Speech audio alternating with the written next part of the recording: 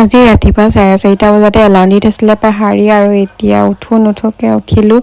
উঠি মেলি আজি অগ্নিনাভ মন্দিৰ আমি গৈ আছোঁ। আমি কেইবাজনো মানুহ গৈ আছোঁ। এতিয়া আমি আমগুৰিত ৰখি পেলাই পৰঠা খালোঁ। মানে ঘৰৰ পৰা একো খাই অহা নাছিলোঁ। মই খোৱা নাছিলোঁ, এহেঁতি পাহাৰীহঁতে ৰুটি পূৰা দবাই আহিছে।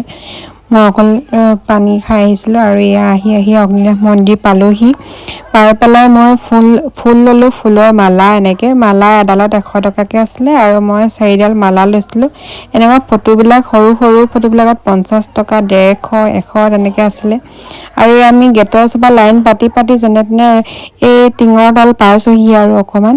আৰু বহুত বাকী আছে, মানে আমি 4-5 ঘণ্টা লাইন পাতি এয়া মন্দিৰ দৰ্শন কৰিবলৈ পালোহি। অকল দৰ্শন কৰা লাইনতে আমি 5 ঘণ্টামান লাইন পাতিলোঁ। আৰু আহি পেলাই জাজি ধাবাত আমি ভাত খালোঁ আৰু ৰাতি নিমন্ত্ৰণ এটা আছিলে, সেয়া নিমন্ত্ৰণত গ'লোঁ আৰু পাহাৰী